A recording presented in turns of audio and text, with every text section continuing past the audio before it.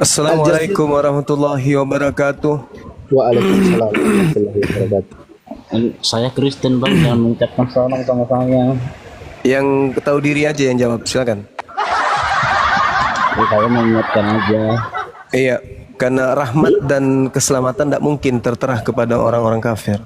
Keselamatan itu hanya untuk orang yang beriman. Silakan.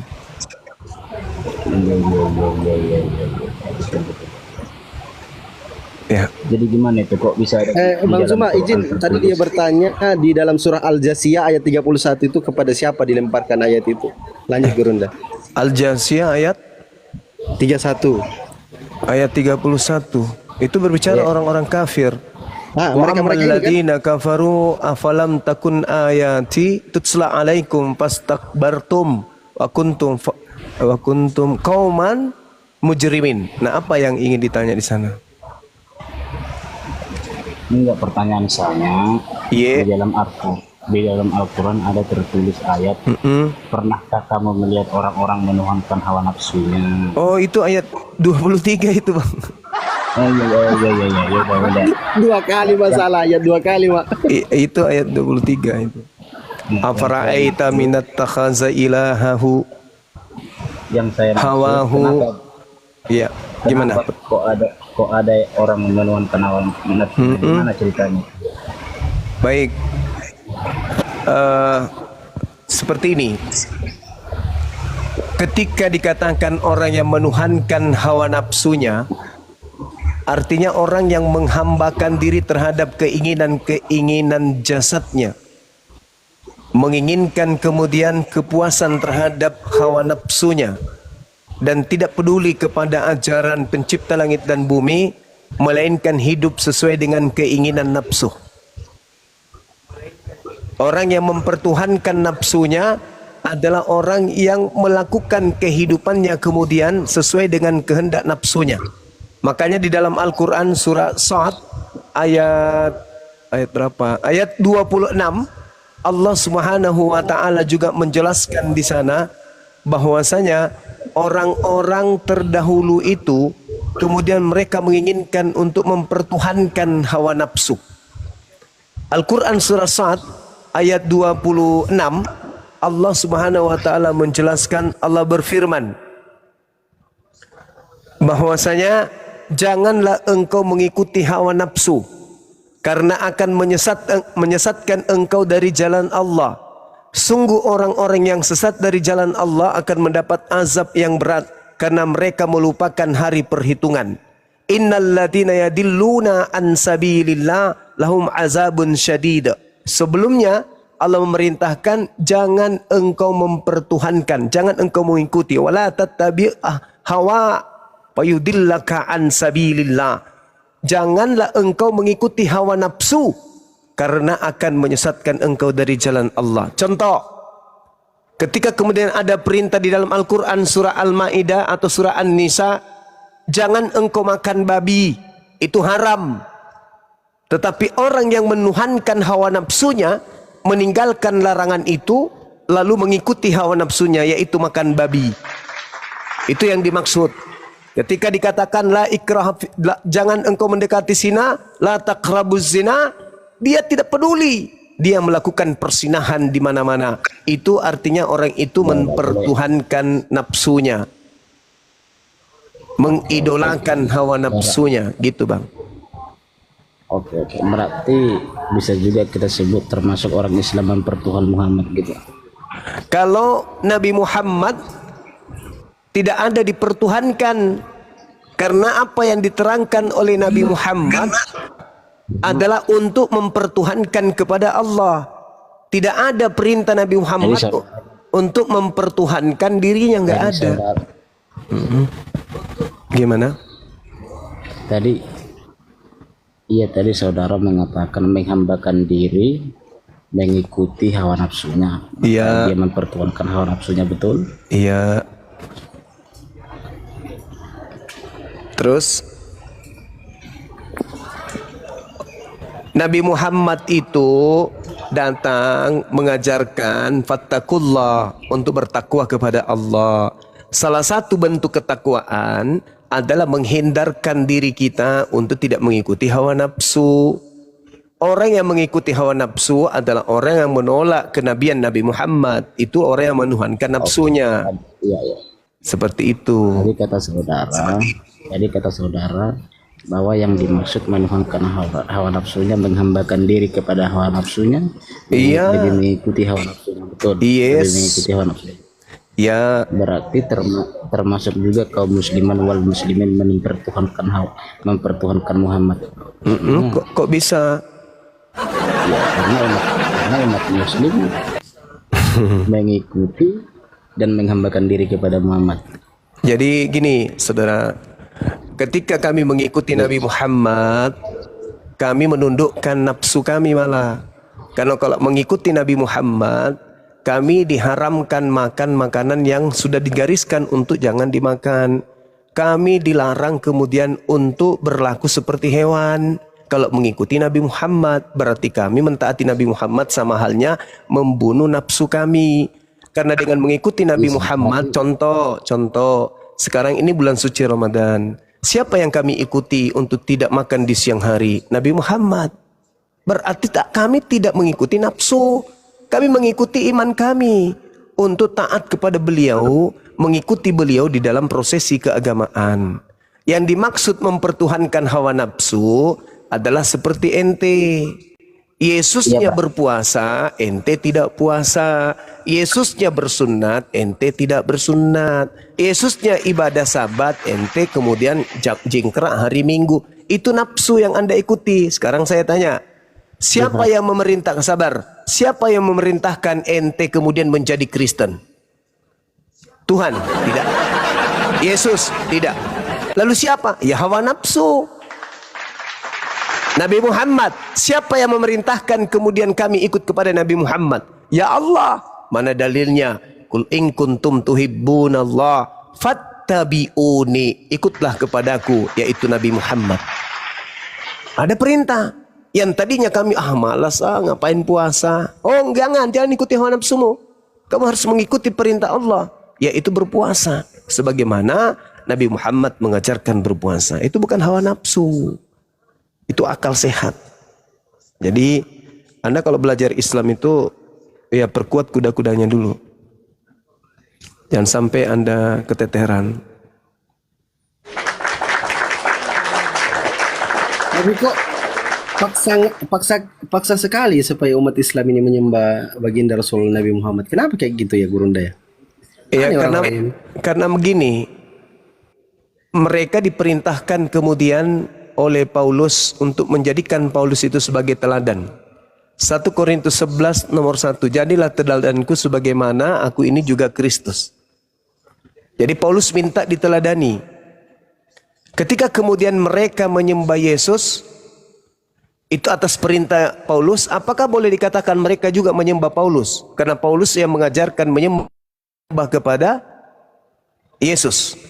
Roma 10 nomor 9 nomor 10. Barang siapa yang berkata dengan mulutnya Yesus itu adalah Tuhannya, lalu apa yang diucapkan oleh mulutnya itu diimani sepenuh hati, maka dia akan diselamatkan. Nah, apakah kemudian Kristen dituntut oleh Paulus untuk mentaati itu? Yes. Sehingga Kristen menyembah siapa? Apakah menyembah Paulus? Tidak, tapi menyembah kepada Yesus. Atas perintah siapa? Atas perintah Paulus. Apakah boleh dikatakan mereka menyembah Paulus? Tidak. Nabi Muhammad mengajarkan menyembah kepada Allah. Siapa yang merintahkan menyembah kepada Allah? Nabi Muhammad. Ketika kita taat perintah Nabi Muhammad untuk menyembah kepada Allah, kenapa mereka menuduh kita menyembah kepada Nabi Muhammad? Kan tuyul. Ya Bang Zuma. Gimana kawan?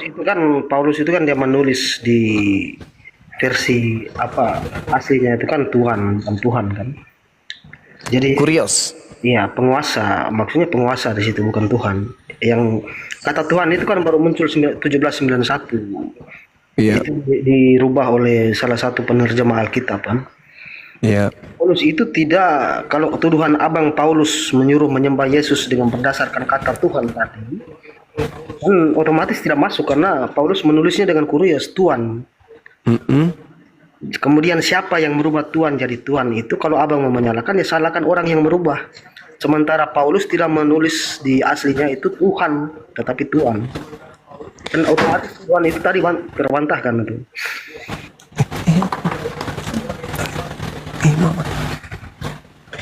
Oke, baik. Baik. Saya lanjutkan. Ada berapa yang esa menurut pandangan akal sehat kita? Esa tunggal berarti. Satu. Ya, ada berapa yang esa? Satu. Satu yang esa. Kemudian, kenapa kenapa Paulus menyebut Yesus juga esa? Di mana itu, Bang? 1 Timotius 2 nomor 5. Ini supaya Anda paham Tuhan dan Tuhan. 1 Timotius 2 nomor 5.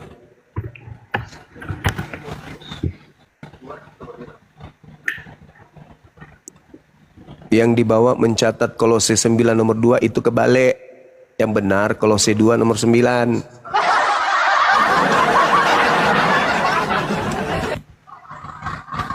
Iya, baik Bang ya. Kalau yang saya tangkap dari ayat ini, karena Ya. Allah itu esa dan esa pula dia yang menjadi pengantara antara Allah dan manusia. Artinya Berarti Allah itu esa, pengantara pun esa. Artinya pengantara Allah dan manusia ini esa juga, satu saja, tidak ada pengantara lain, kan begitu. berarti Yesus esa. Ya, esa dalam artian satu, kan pengantara itu satu saja. Iya, saya tanya kepada Anda. Berarti Yesus itu esa. Iya, dalam artian yang dimaksud Paulus ini adalah Berarti ada berapa yang esa di situ? Allah itu esa satu, pengantara juga esa satu. Berarti Hanya dua. ada pengantara saja. Berarti 2 esa.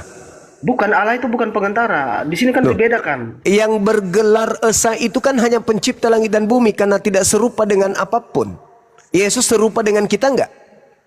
Ya tidak begitu juga, mahasiswa juga ada gelarnya. Bukan Allah sendiri. Hanya Tuhan yang esa, satu-satunya yang esa itu hanya Tuhan, dan itu esa itu artinya tunggal, absolut. Iya, maha pun seharusnya oleh Tuhan sendiri kan, tapi mahasiswa juga ada. Iya, dia kalau dikatakan siswa itu pelajar, mahasiswa artinya pelajar yang maha-maha belajar, yang sungguh-sungguh belajar, bukan kemudian dia. Begini, sabar. Coba abang baca pelan-pelan Jangan lari ayat. kemana-mana ente. Abang baca pelan-pelan ayat. Karena Allah itu esa, berarti Allah itu satu, betul kan? Iya. Dan esa pula dia yang menjadi pengantara. Artinya berarti, pengantara di sini pun esa. Satu saja. Berarti Yesus ikut-ikutan esa kan? Esa itu kan artinya satu, Bang. Artinya pengantara itu cuma Iya, satu. berarti Yesus dan Tuhan itu sama-sama esa kan? Iya, betul. Tetapi di sini Nah, ada berapa yang esa di situ? Allah itu esa satu, betul, Allah. Dan Yesus esa juga. pula esa dalam artian pengantara kan dimaksud Paulus. Iya, berarti ada berapa yang esa? Dua, tetapi di dalam yang berbeda di gitu. sini kan. Coba saya baca lengkap biar teman-teman dengar di bawah ya. Iya, Karena silakan. Allah itu esa dan esa pula dia yang menjadi pengantara antara Allah dan manusia. Artinya pengantara itu esa cuma satu. Pengantara antara Allah dan manusia itu cuma satu. Oke. Yaitu Yesus. Nabi Musa itu perantara enggak? Pengantara juga antara Esa juga ada Nabi Musa. Jibrilnya di sana kan? Ada Jibril di sana. Ya, esa juga Nabi Musa. Berarti tidak sah. Pengantaranya ada dua, Jibril, malaikat. Malaikat Musa, malaikat. Tidak sah kan berarti di situ. Makanya tidak sah. Ada dua di sana. Ya, jadi roh yang datang, malaikat yang datang kepada Yesus memberi kekuatan kepada Yesus itu apa? Gimana? Malaikat yang datang memberikan kekuatan kepada Yesus itu masuk nggak esa juga nggak dia? Kalau dia memberikan penguatan itu kan itu bukan dalam saat pewartaan Ya, penyampaian. tadi Nabi Musa kamu sebut ada malaikat yang datang kepadanya, ikut juga esa, jadinya nggak esa Itu Musa. dalam menjalankan fungsinya sebagai perantara pembawa firman. Tapi Nah, kalau Yesus diberikan juga kekuatan, Yesus juga menerima firman dari malaikat. mana ada? Saya baca Yohanes 1 nomor 51. Ahai. Bentar. Silakan. Mana ada? Ahai, ada. Bang Suma dilawan. Yang ahai tadi bukan saya. Kenapa kayak ketabuk terus ya Bang Zuma ya, ketepak.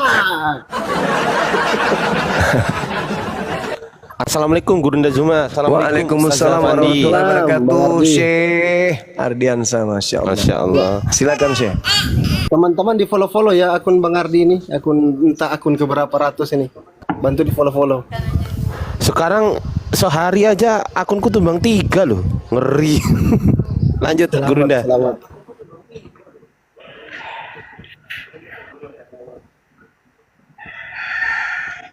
Silakan. Yohanes berapa tadi bang? Yohanes 1. 151.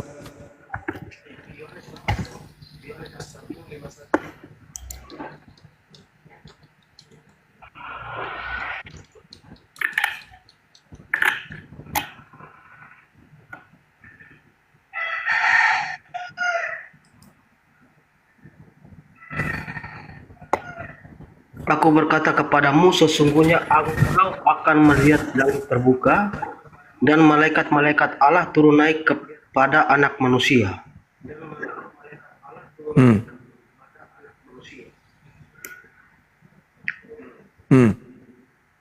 Lalu kata Yesus kepadanya, sebentar.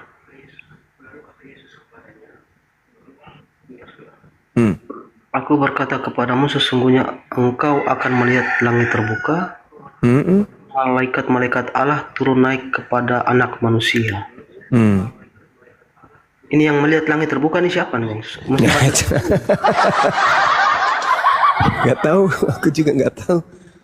Ya karena faktanya selama ini kita belum pernah lihat langit terbuka kan, jadi harus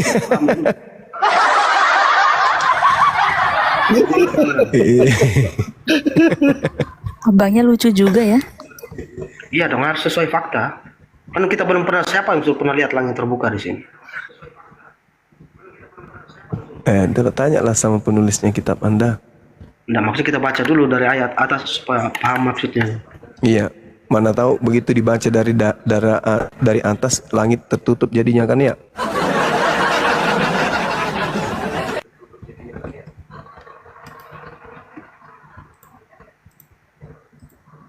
Ya, ini mesti baca lama lagi nih baca. Kita ke Paulus saja lah bang. Iya silakan. silakan. Ya ini saya mau jawab apa kalau bacanya sepotong saja, langit belum pernah saya lihat langit terbuka selama. Iya. Silakan bang. Iya. Ya.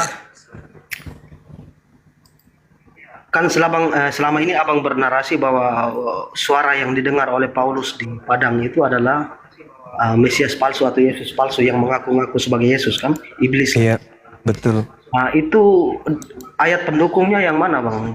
Peringatan Yesus atau Yesus Matius 24 nomor 4 dan 5.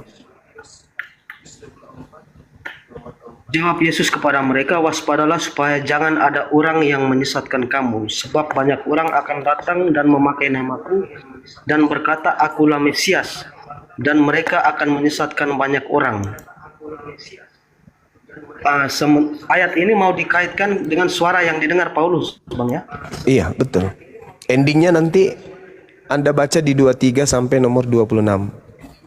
Oke, sabar, kita ke sini dulu. Iya.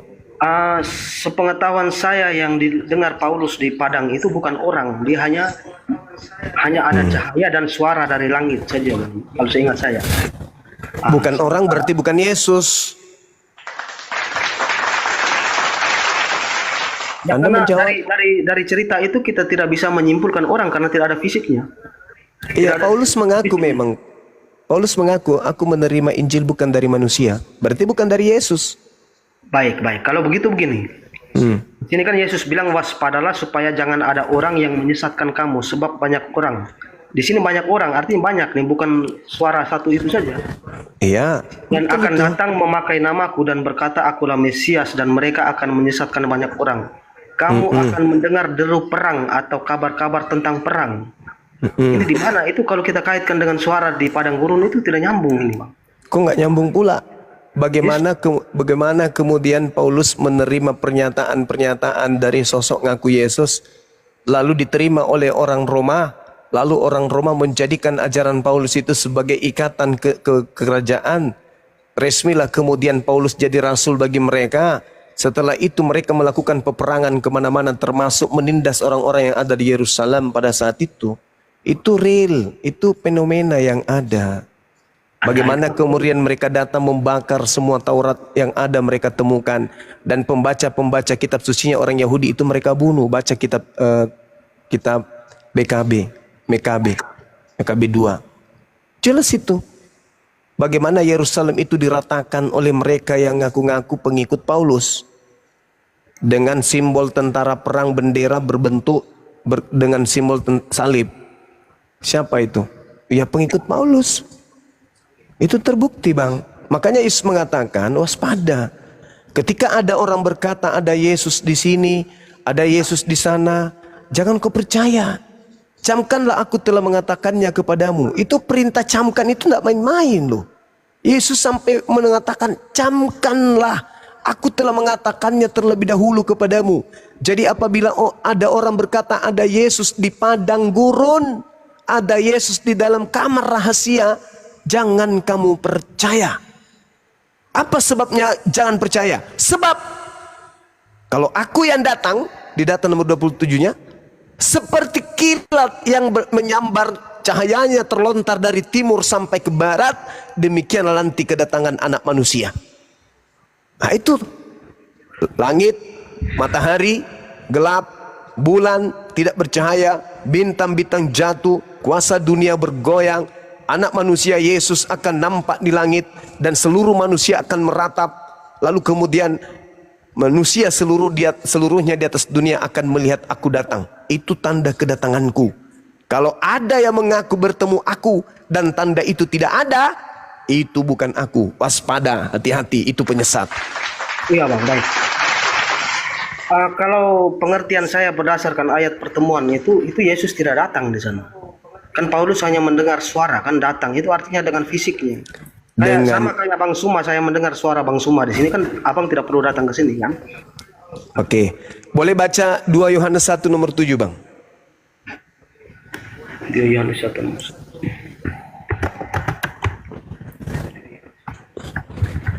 Jangan juga kamu marah sama keyboardnya.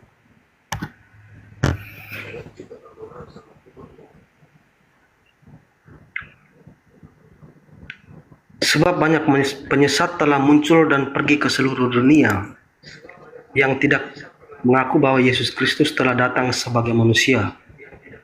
Itu adalah sesi penyesat dan antikristus. Nah, Paulus mengaku dia menerima dari Yesus, di mana Yesus datang kepadanya bukan sebagai manusia. Siapakah penyesat itu? Bukankah dia yang pergi ke seluruh dunia yang tidak mengaku Yesus Kristus datang sebagai manusia? Paulus ditanya, Paulus, siapa yang mengajarkan kamu Injil? Manusia atau bukan? Bukan. Lalu siapa? Yesus. Dengan kata lain, dia mengaku Yesus datang bukan sebagai manusia. Itulah penyesatnya, itulah antikristusnya. Pergi ndak ke seluruh dunia? Iya, sampai ke Indonesia.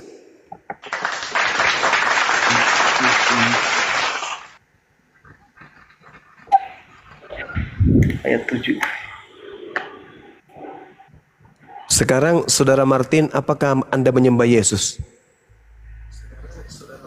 Ya, saya menyebutnya Tuhan itu dalam artian penguasa, kurios tadi. Saya ulang pertanyaannya, Bang. Apakah saudara saya ini menyembah Yesus? Menyembah Bapa sesuai perintah Yesus. Termasuk Yesus kan yang Anda sembah? Iya. Oke. Saya Oke. Apakah saudara menyembah manusia? tidak.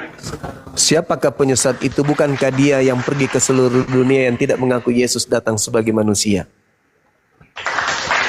Maafkan saya, itu dalil di dalam kitab saudara. Dan Anda sudah membuktikan hari ini. Anda mengakui Yesus, nanti kalau anak Anda lahir, Anda akan mengajarkan kepada anak Anda, Yesus bukan manusia, makanya kita tuhankan. Tetapi faktanya itu bahwa semua Kristen semuanya mengaku Yesus itu datang sebagai manusia. Faktanya di lapangan kalian menuhankan bukan manusia. Mulut Anda mengatakan dia datang, tapi praktiknya Anda tidak mengakui, Anda menyembah manusia. Dengan kata lain, siapakah penyesat? Ingat kata 27 dalam Yohanes tadi. 2 Yohanes 1 nomor 7. Ingat itu. Ada kata planos. Planos itu artinya pembohong, penipu. Siapa pembohong itu? Pembohong adalah, penipu adalah lain di mulut, lain di praktek. Itu pembohong. Misalnya ketika Anda mengatakan sebuah HP.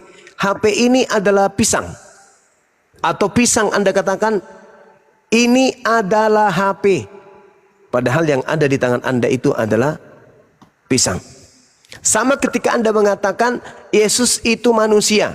Tapi pada praktiknya Anda menuhankan manusia. Tapi Anda tidak mau dikatakan sebagai penyembah manusia.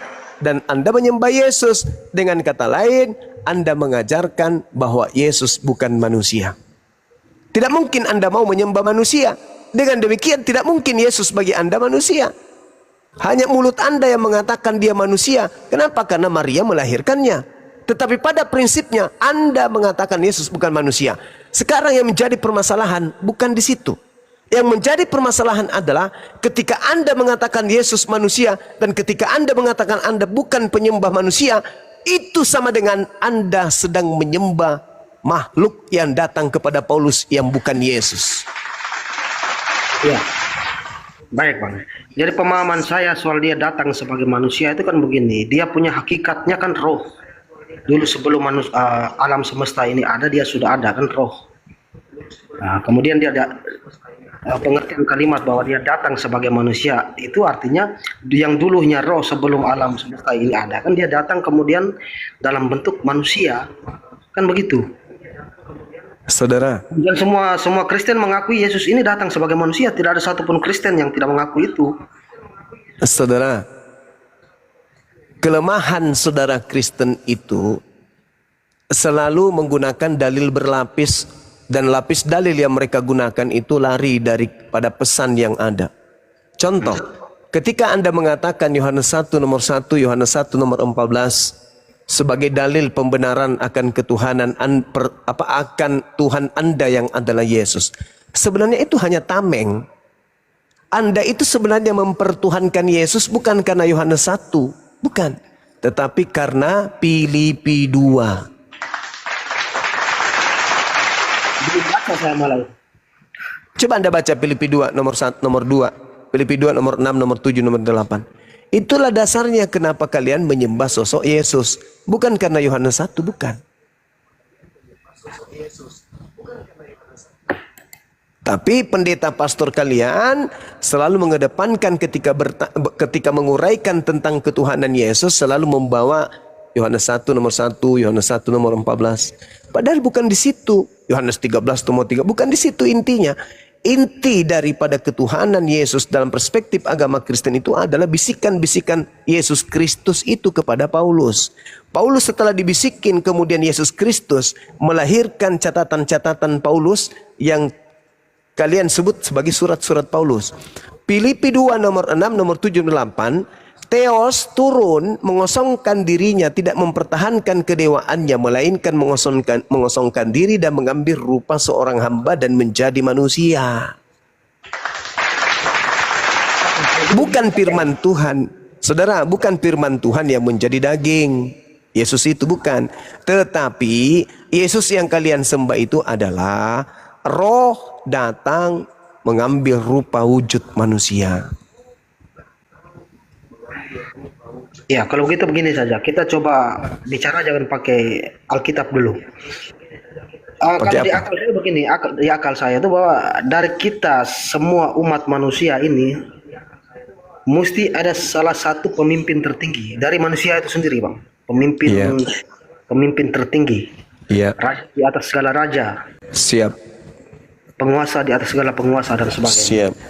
Nah, setelah saya mencari tahu di Alkitab, itu saya dapat sosoknya yang paling pantas Yesus. Okay. Sementara Allah Bapa yang disebutkan Yesus itu, menurut saya itu hanya orang-orang pilihan saja yang bisa berkomunikasi dengan Dia. Sementara kita yang awam ini, yang bisa kita lihat di akhir zaman yang mengurus kita masuk surga dan sebagainya itu ya Yesus, pemimpin penguasa tertinggi tadi. Allah Bapa tidak seorang pun yang dapat melihatnya sesuai perkataan Yesus kan. Jadi Yesus itu penguasa untuk segala yang hidup, diberi kuasa oleh yang tak kelihatan, yang tak terdefinisikan itu. Oke. Kalau saya katakan kepada saudara, penguasa dunia ini adalah yang merajai dunia, itu salah nggak? Boleh juga. Itu adalah raja dunia kan, penguasa dunia ini kan? Untuk segala yang hidup lah. Ya. Siapa penguasa dunia ini menurut Yohanes 14 nomor 30 berdasarkan sabda Yesus? Ya itu. Yohanes berapa, Bang? 14 nomor 30.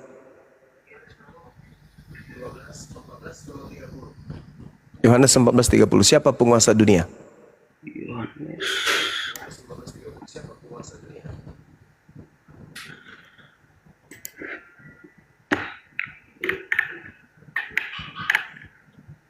Tidak banyak lagi aku berkata-kata dengan kamu, sebab penguasa dunia ini datang dan ia tidak berkuasa sedikit pun atas diriku.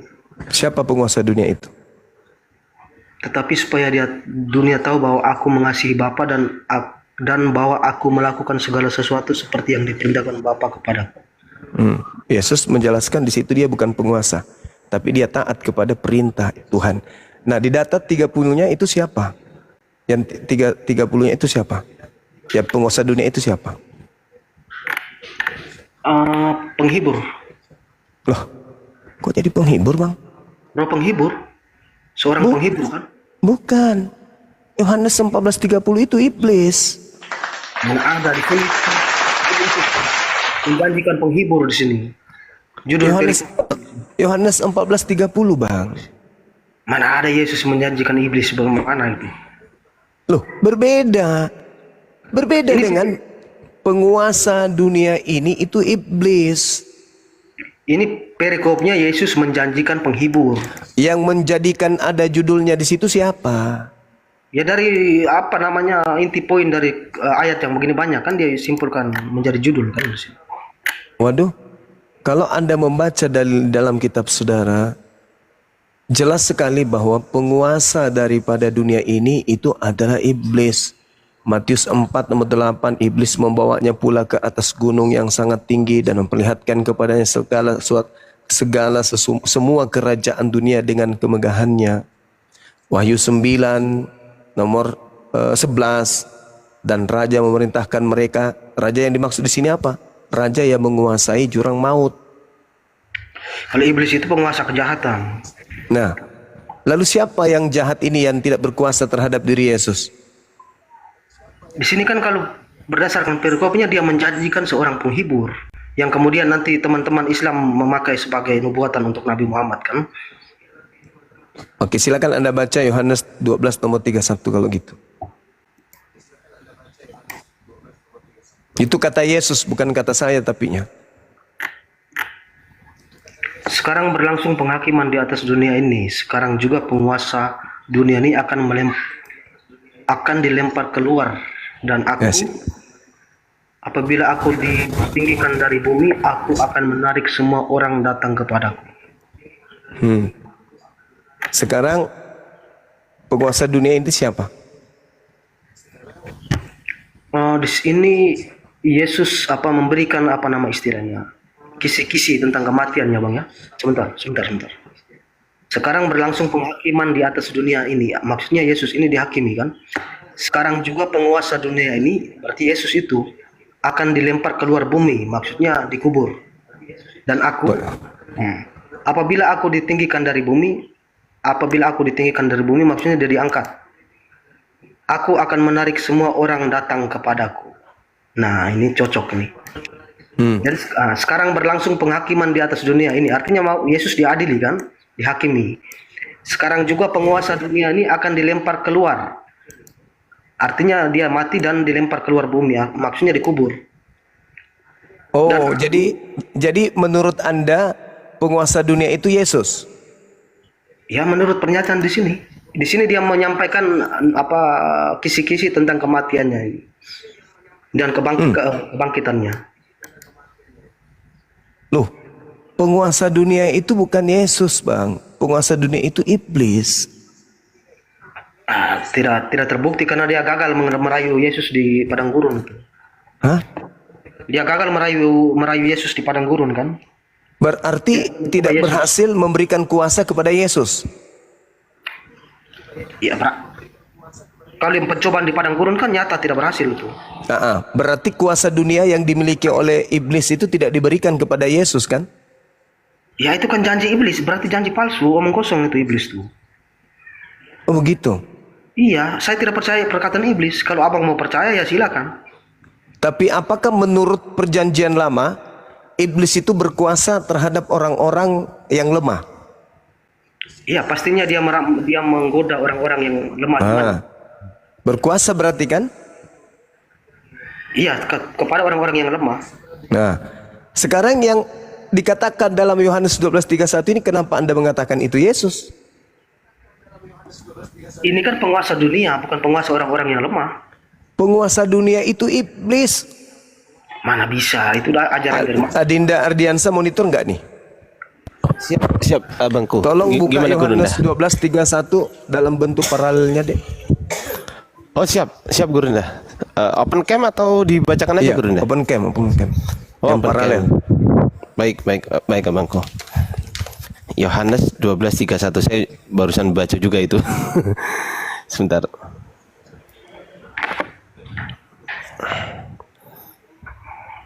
Yohanes 12.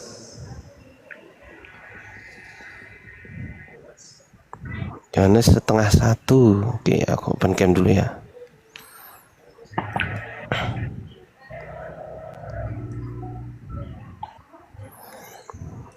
Besarkan saya, Bang Fandi. Sudah itu bang. Oh ya.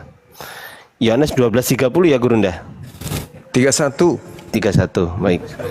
Sekarang berlangsung penghakiman atas dunia ini. Sekarang juga penguasa dunia ini akan dilemparkan keluar. Coba lihat terjemahan TSI. TSI, oke. Sekarang sudah tiba waktunya orang-orang duniawi menyadari bahwa pengadilan terakhir pasti terjadi dan mereka akan dihakimi. Dan sekarang juga penguasa dunia, yaitu iblis, akan dijatuhkan dan kuasanya dihancurkan. Jediar, waduh. Bisa gitu ya gurunya. Ini ya, ini tuh, yaitu iblis. Gimana bang? Bacanya di mana itu bang? Di TSI. Yang TSI, yang terjemahan TSI.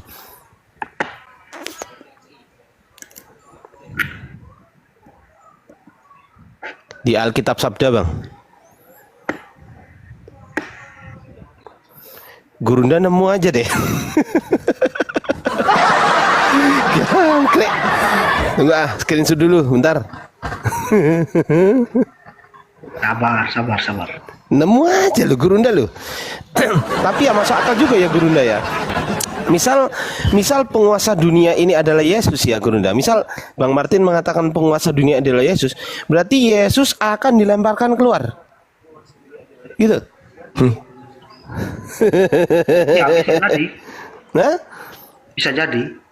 Siapa yang lempar Yesus? Berani-beraninya.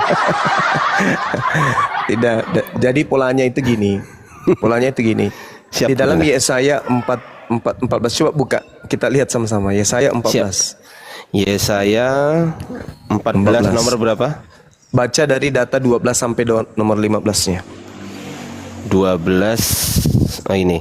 Wah, engkau sudah jatuh dari langit, hai bintang timur putra fajar.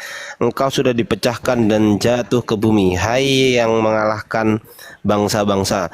Engkau yang tadinya berkata dalam hatimu, aku hendak naik ke langit, aku hendak mendirikan tahtaku mengatasi bintang-bintang Allah, dan aku hendak duduk di atas bukit pertemuan jauh di sebelah utara.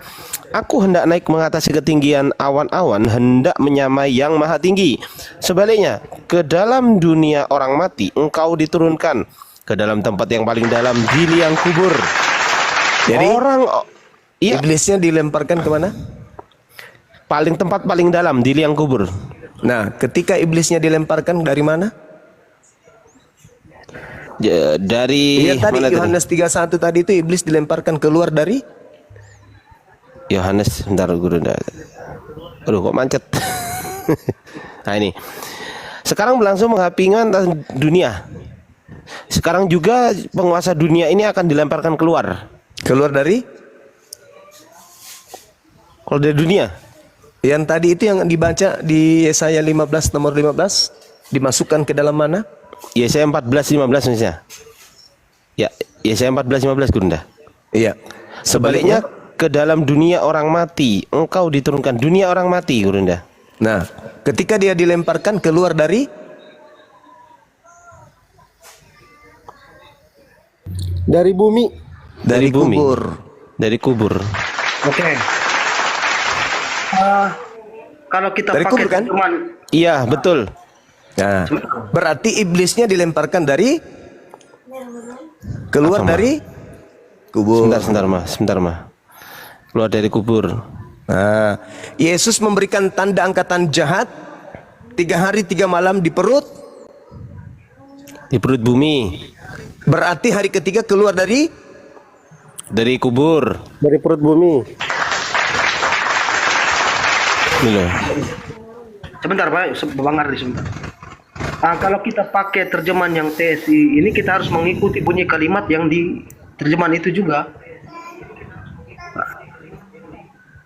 Sekarang sudah tiba waktunya orang-orang duniawi menyadari bahwa pengadilan terakhir pasti terjadi dan mereka akan dihakimi.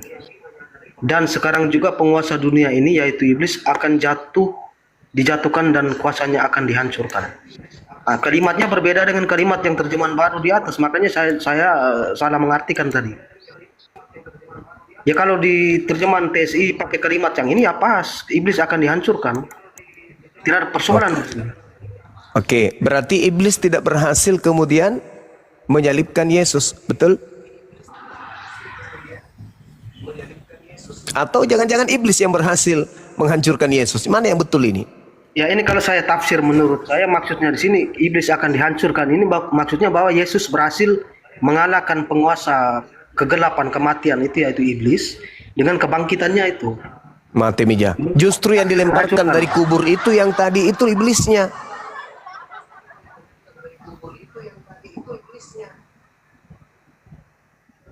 Yang akan dilempar.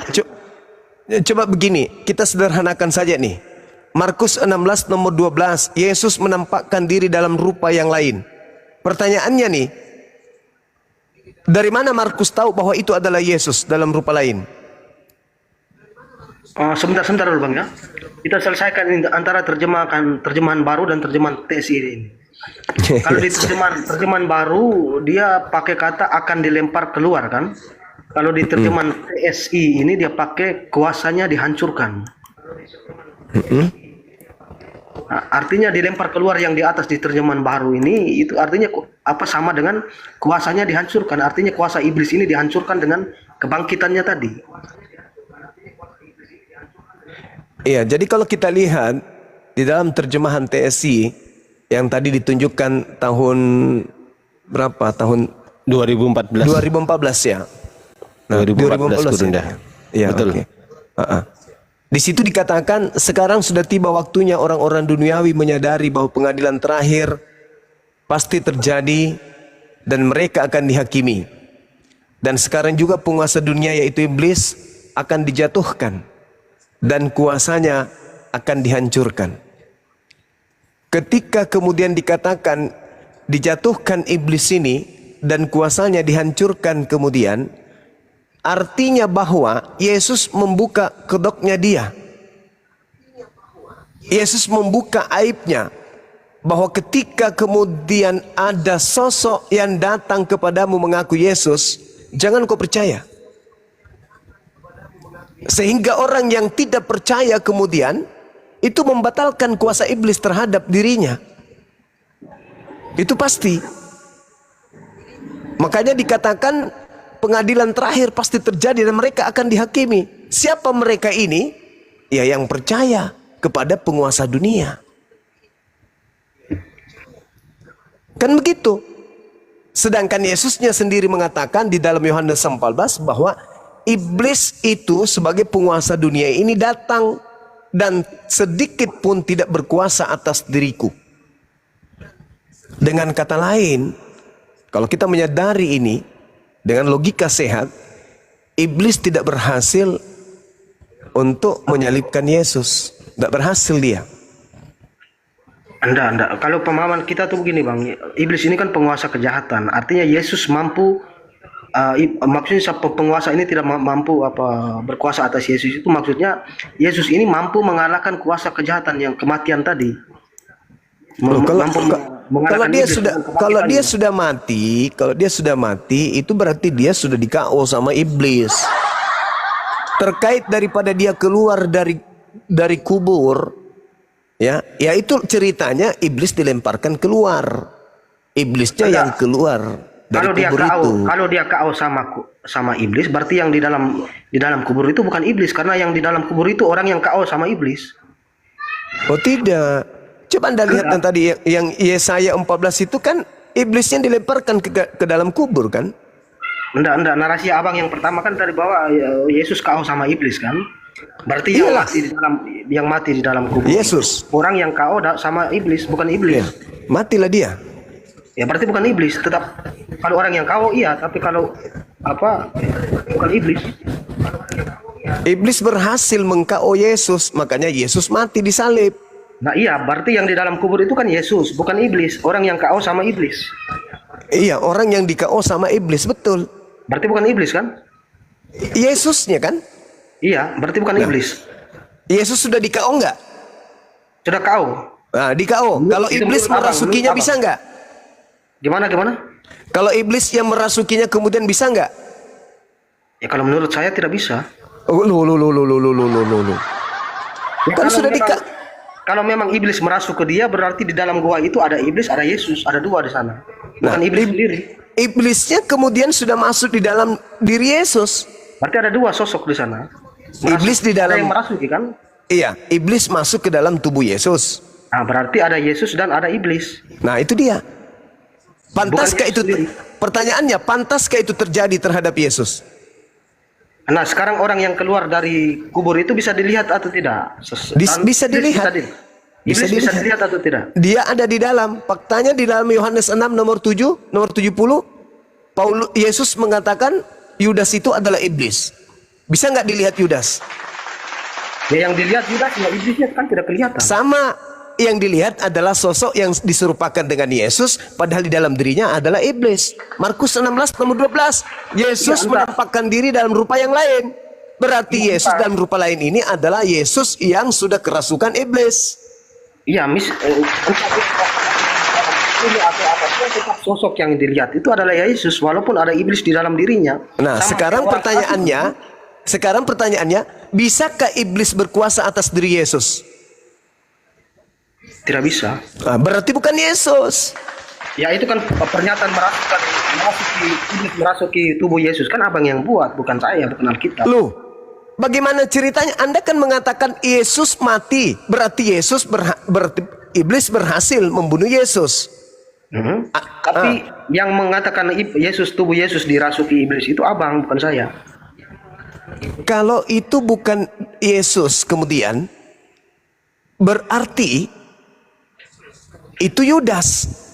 Tetapi kalau Anda memaksakan itu Yesus, berarti iblis berhasil membunuh Yesus. Apa betul? Iya, tetapi dibuktikan bahwa Yesus membuktikan bahwa dia mampu mengalahkan kematian. Oh, salah Anda. Ketika Yesus sudah berhasil dibunuh, maka iblis sudah berkuasa atas diri Yesus. Maka tubuhnya, kalau dia adalah Yesus, tubuhnya lah Yesus yang dirasuki oleh iblis. Ketika iblis berhasil membunuh Yesus, disitulah saatnya iblis berpesta. Kalau ayat ini tidak. Itu Yesus mampu mengalahkan kematian itu. Artinya itu Bukan. Coba Anda baca Ibrani 5 nomor 7. Enggak, itu kalau menurut saya itu mujizat, itu tanda Iya, kebesaran. Anda baca Ibrani 5 nomor 7 dulu. Ibrani 5 nomor 7. Iya, silakan.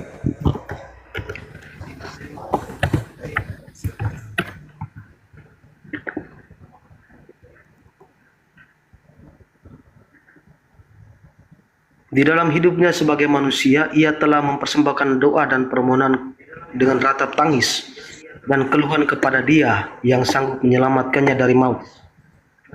Dan karena kesalahannya ia telah didengarkan. Diselamatkan nggak dia? Ya diselamatkan dari maut. Ya berarti tersentuh nggak maut? Ya tersentuh kan dari maut. Iya. Keluar dari maut kan? Allahu Akbar. Kalau misalnya begini saudara, ketika ada orang yang jatuh ke jurang, itu boleh nggak dikatakan orang itu kemudian bebas dari jurang? Selamat gimana? Orang yang jatuh ke jurang boleh nggak dikatakan selamat dari jurang? Tergantung, jangan sampai dia jatuh di bawah jurang ada air. Alamak. Kan peluang-peluang Sebagai itu kan manusia, Yesus berdoa agar terhindar dari kematian. Bukan mati dulu baru selamat. Tidak. Sebagai manusia, dia mempersembahkan doa yang sungguh-sungguh kepada Tuhan yang mampu dan sanggup menyelamatkannya dari kematian. Dan atas kesolehannya doanya dikabulkan. Berarti Yesus diselamatkan dari kematian. Berarti Yesus tidak mengalami kematian maksudnya. Bukan mati dulu baru dihidupkan. Injil Ibrani ini tulisan siapa? Itu juga saya tidak tahu. Bukan Tidak Paulus. ada yang bukan. Bukan. Tidak ada yang tahu siapa penulisnya.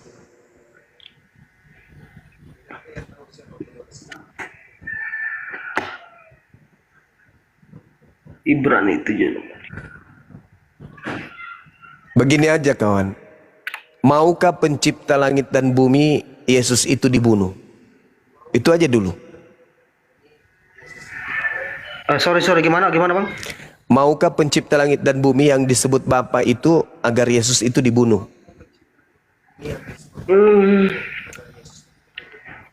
Saya pikir kalau dia mengutus seseorang itu pasti ada tujuannya bang ya. Iya. Bukan soal dia mau atau tidaknya. Tujuannya apa dia mengutus itu? Iya. Sekarang mau ndak Tuhan itu kemudian agar Yesus, kan dikatakan begini, begitu besar kasih karunia Bapa akan dunia ini sehingga dia menganugerahkan anaknya yang tunggal barang siapa yang percaya kepadanya. Kan itu poinnya. Dia akan memperoleh hidup. Barang siapa yang tidak percaya dia akan mati dalam dosanya. Kan gitu poinnya. Betul nggak? Namun pertanyaan mau atau tidak ini menurut saya gini. Misalnya saya mengutus Bang Suma pergi ke suatu tempat. Kemudian saya sudah mengutus baru saya berpikir mau atau tidak, kan tidak bisa. Nah sekarang itu harus dari awal tujuannya apa dia pergi. Saya mengutus itu tujuannya apa dulu. Ya, maka dari itu di dalam Yohanes 8 ketika ada orang yang ingin membunuh Yesus, apa kata Yesus kepada mereka? Aku tahu bahwa kamu adalah keturunan Abraham, tetapi kamu berusaha membunuh aku karena firmanku tidak beroleh di tempat di dalam kamu. Nah, kalau Tuhan menginginkan Yesus itu dibunuh, berarti orang-orang yang ingin membunuh Yesus itu beroleh firman. Di dalam diri mereka ada firman, yaitu Yesus harus dibunuh.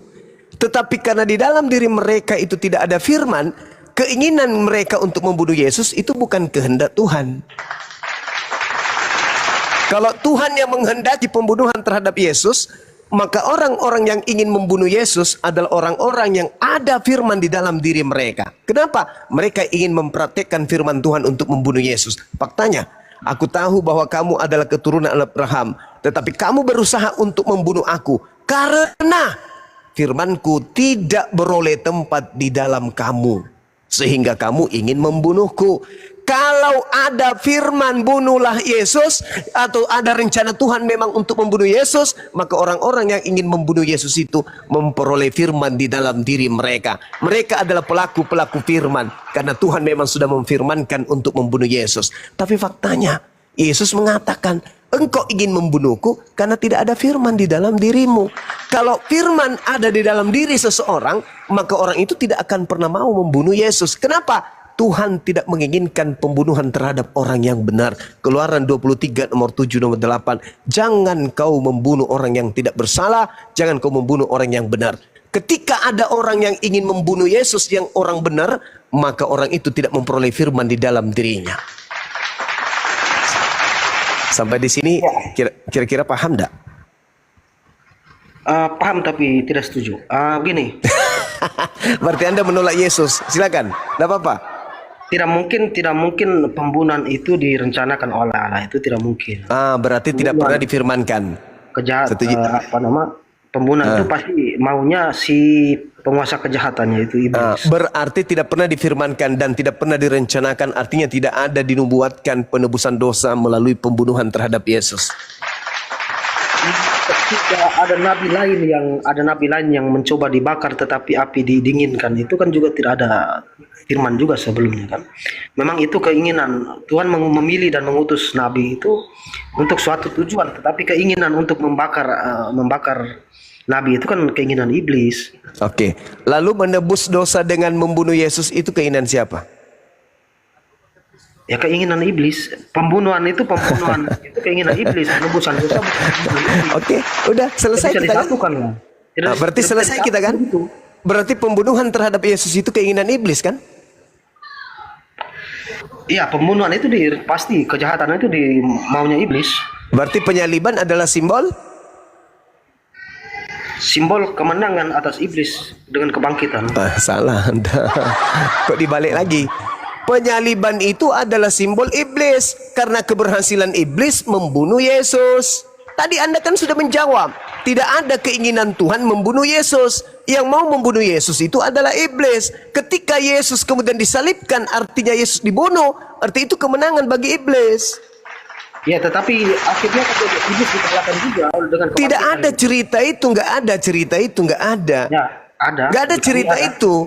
Ketika Yesus berhasil dibunuh, semuanya hancur lebur. Apapun propaganda yang muncul berikutnya, dia dibangkitkan dan bla bla.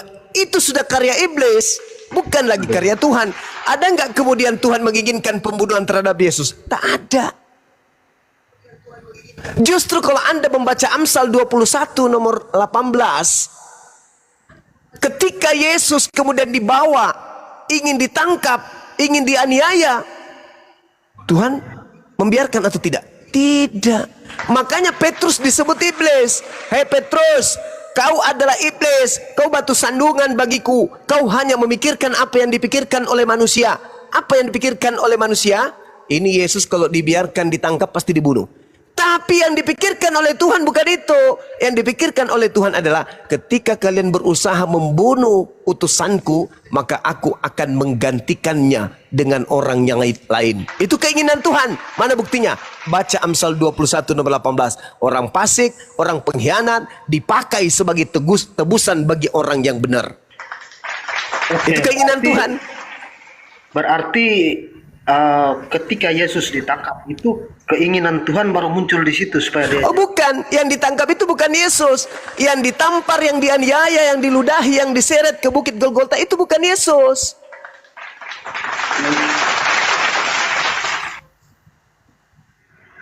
Iya.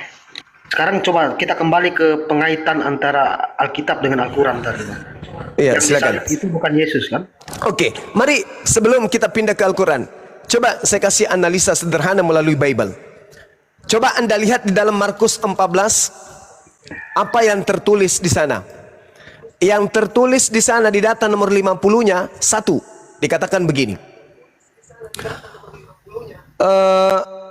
Lalu murid semuanya lari meninggalkan Yesus.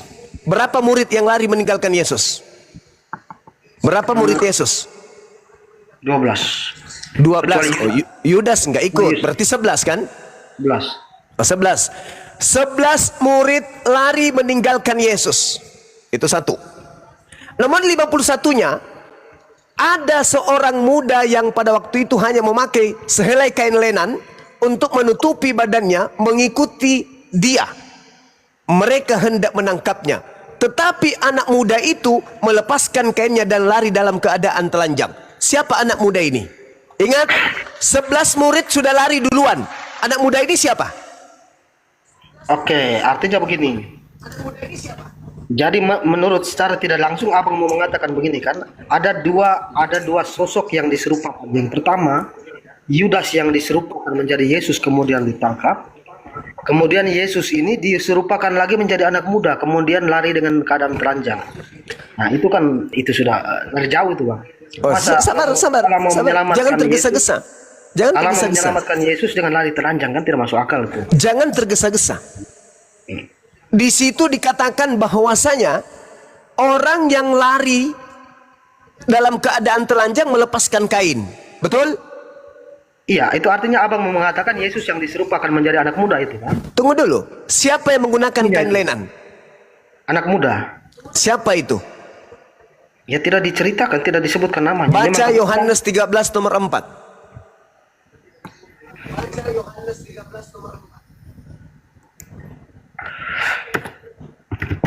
Hanya kemudian kalau Allah mau menyelamatkan Yesus dengan cara lari telanjang ini kan tidak masuk akal juga. Lah, berarti tidak lebih masuk akal lagi Tuhan disalib dalam keadaan telanjang. Ya pasti ada kainnya telanjang. Loh. Di dalam kitab Anda sendiri mereka membagi-bagikan pakaiannya. Gimana Itu ceritanya? jubahnya yang dibagi, kemudian ada yang tersisa di apa? Tidak ada lagi yang tersisa. Mereka membagi-bagikan. Mereka menelanjangi Yesus. Itu lebih parah lagi Yang tuh. dibagikan jubah-jubahnya, pakaiannya, tapi yang tersisa itu yang penutup auratnya. Saudara, Yesus terlebih dahulu sebelum penangkapan menanggalkan jubah. Lalu membungkus dirinya dengan kain lenan. Baca Yohanes 13 nomor 4. Ya, Coba coba Anda ayat yang tadi di mana yang pakai kain Yohanes 13 nomor 4.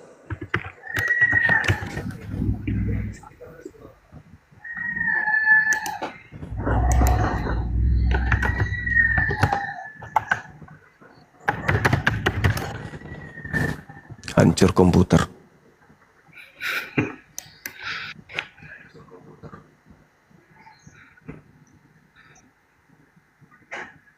Lalu bangunlah Yesus dan melepaskan jubahnya. Oke? Yesus kemudian mengambil sehelai kain lenan dan mengikatkannya pada pinggangnya. Siapa yang menggunakan kain lenan? Yesus. Orang yang lari telanjang menggunakan kain apa? Kain lenan.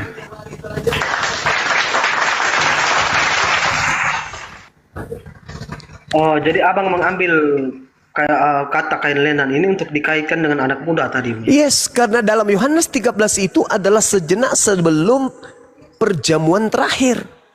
Yesus melepaskan jubah, lalu menggunakan kain lenan di pinggangnya. Jubah sudah tak ada lagi. Hanya kain lenan. Dan kalau Anda menyangkal itu, bukankah ke-11 murid Yesus itu sudah lari? Sudah lari ke-11 murid. Dan bukankah sudah ada penangkapan? Kalau orang Roma dan orang Yahudi Anda tanya, siapa yang hendak kalian tangkap? Yesus.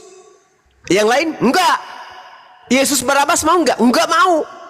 Kalau yang lari telanjang itu mau enggak? Enggak juga.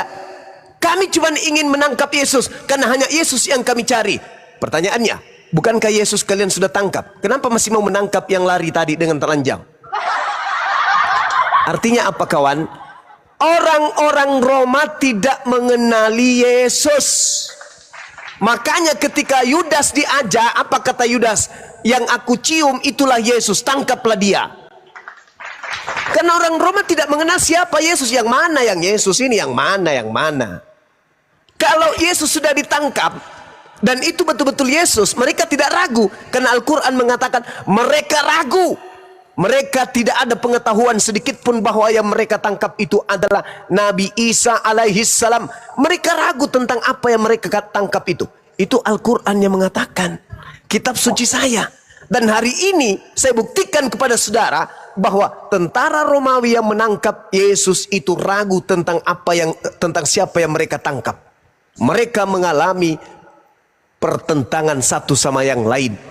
Oleh karena itulah mereka ditanya oleh Yudas, siapa yang aku cium, tangkaplah dia. Itulah Yesus, jangan yang lain yang kau tangkap. Tapi apa yang terjadi? Ketika kemudian mereka sudah menangkap oknum yang mereka katakan Yesus, lalu ada orang menggunakan kain lenan, kenapa mau ditangkap juga? Karena mereka ragu yang mana sebenarnya Yesus. Murid-muridnya sudah pada lari, kok masih ada juga anak muda di belakang ini yang menggunakan kain lenan. Ketika mau ditangkap, harusnya kalau itu bukan Yesus, ngapain lu lari, tuyul? Yang mau ditangkap itu Yesus, bukan engkau. Kenapa kamu kabur? Kau tinggal mengatakan, aku bom lo, aku Edis, aku bukan Yesus lo. Tapi karena Oke, dialah yang mau ditangkap jadi sasaran, dia lari. Itu sinyal bahwa Baik. Yesus tidak ditangkap. Yang ditangkap adalah orang yang menggantikan dirinya. Oke. Tadi abang mengatakan Yudas berkata, siapa yang aku cium itulah yang kamu tangkap kan? Yes. Secara otomatis yang diserupakan menjadi Yesus itu bukan Yudas. Karena di situ ketika Yudas berkata, siapa yang aku cium langsung kamu tangkap kan? Ya. Berarti ke sana Yudas mencium seseorang. Tapi apakah Yudas benar-benar mencium Yesus? Ya kalau di kami ya cium. Di mana dalilnya? Ada. Silakan.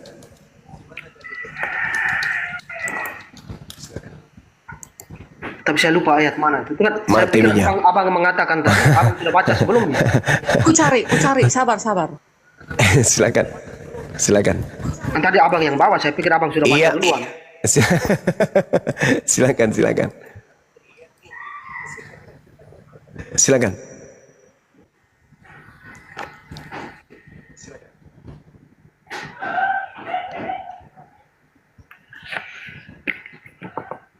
Iya, nanti kalau logikanya semacam itu nanti terjadi penyerupaan sampai berapa orang memang itu. Tidak sesuai Al-Quran lagi. Sementara di Al-Quran mengatakan yang diserupakan itu cuma Yudas yang jadi Yesus saja. Gini Martin. Silakan. Bang Silakan. Juma. Silakan. Tadi kan Bang Juma bilang Yesus itu diserupakan jelas, ya kan? Nah sekarang, sewaktu Yesus dipaku, ditidurkan nggak itu? Ditidurkan kan? Ditidurkan, pasti ditengoknya wajah Yesus, tangan Yesus, kaki Yesus, ditokok pakai palu, tak. Oh, kelihatan dong wajahnya. Mana pula dibilang diserupakan? Dia doh, Bang Juma. Ya, Markus jelas di situ. 16:12 Yesus menampakkan diri dalam rupa yang lain. Iya, rupa Maria. yang lain itu maksudnya pada waktu itu bercahaya Yesus loh. Dia bercahaya Bang Juma, bukan bertukar haluan wajahnya dengan lelaki lain. Mati Tidak, dia. dia itu berubah rupa itu maksudnya wajahnya bercahaya. Namanya udah tubuh kemuliaan. Iya kan? Walah. Bersinar dia, jadi terkejut Oke. orang. Siapa ini katanya? Dia masih Yesus. Oke, Hanya mana tadi? rupa Mana tadi? bercahaya. Yesus dicium sama Yudas itu di mana Oke, tertulis? Tunggu, itu yang belum dapat. Bentar.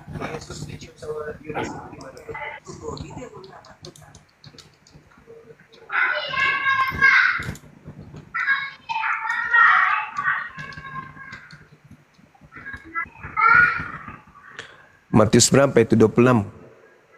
Matius 26 ayat 49 dan Lukas 22 ayat 48. Judas mencium Yesus dalam Alkitab di Taman Getsemani setelah perjamuan terakhir. Di mana itu? Di mana itu tertulis, Bu? Peristiwa ini diceritakan dalam Matius 26. 26 ayat 49. 49. Bentar ya. Matius, Lukas, Matius 26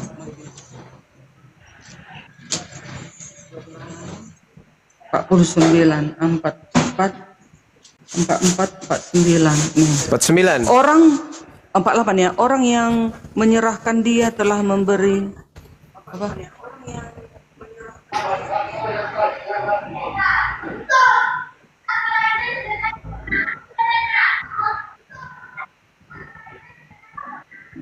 Empat puluh 48. Ya, 48 49. Orang yang menyerahkan dia telah, kenapa berdua-dua suaraku ini?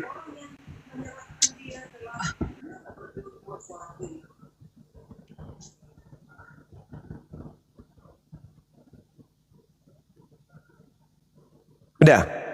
Iya, tunggu. Enggak, bergema apa aku ini, suaraku. Udah cek 1 2 3, udah ya? Kan? Kok dua suaraku ini? 48. Orang yang menyerahkan dia telah memberitahukan tanda ini kepada mereka. Orang yang akan kucium itulah dia, tangkaplah dia. Nah, itu dia. Iya. Lanjut. Jadi sekarang apakah ketika Yudas mengatakan kepada tua-tua Yahudi yang kucium tangkaplah dia. Itu berjalan begitu saja tanpa ada rintangan, tanpa ada sesuatu yang terjadi, ada gempa atau apa. Apakah begitu saja? Tidak kan? Coba Anda baca di Yohanes 18. Ketika kemudian Yudas datang bersama dengan tentara Romawi, apa yang kemudian mereka lakukan? Mereka maju kepada sosok yang mereka katakan Yesus. Ketika orang-orang Farisi ini datang kemudian dengan lentera ya, suluh dan senjata. Kemudian Yesus tahu bahwa ini semua akan menimpa dirinya, maju dan bertanya kepada mereka, siapa yang kamu cari? Ini bertanya Yesus nih, siapa yang engkau cari? Jawab mereka, Yesus dari Nazaret. Katanya kepada mereka, akulah dia. Yudas yang mengkhianati, dia berdiri juga di situ bersama-sama dengan mereka. Ketika ia berkata kepada mereka, akulah dia, apa yang terjadi? Mundurlah mereka dan jatuh ke tanah. Pertanyaan saya, ada apa?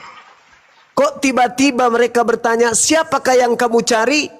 Mereka menjawab, kami mencari Yesus dari Nazaret. Harusnya kalau yang di depan mereka itu Yesus, mereka harusnya menjawab, engkau yang aku cari.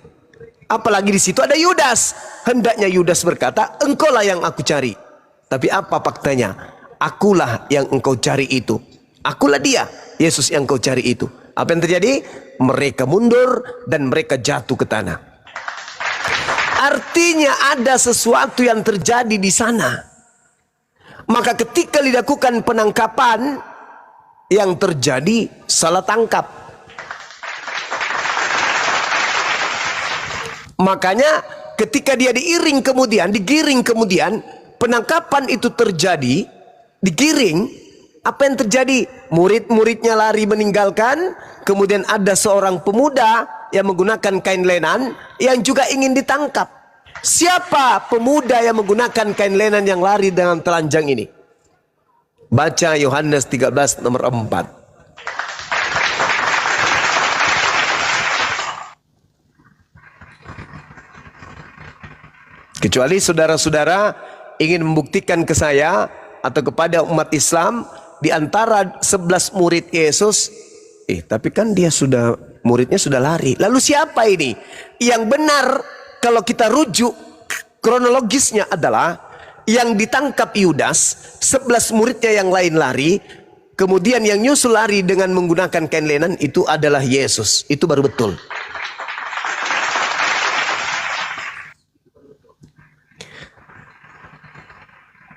Dinda Diansa masih monitor nggak ini? Dinda Diansa monitor nggak? Bang Ardi, monitor Bang Ardi. Mantin Roy. Ada yang bisa buka kamera? Kebi. Iya. Silakan dibuka kamera Matius 27 nomor 5 paralel. Bentar. Jangan nampakkan wajahmu, makruh puasa. Ininya aja. Enggak. Matius 27 nomor 5 aja. Matius Paralelnya. 27. Paralel. Waduh, aku nggak buka laptop ya. Ya. Jadi mau buka apa? Orang lagi puasa. Pakai HP. Ya, ketik aja paralel deh, nggak apa-apa di HP juga boleh. Bentar.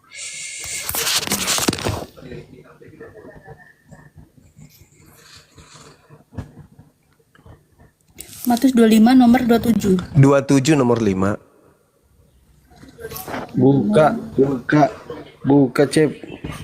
Bentar. Sabar. Paralel.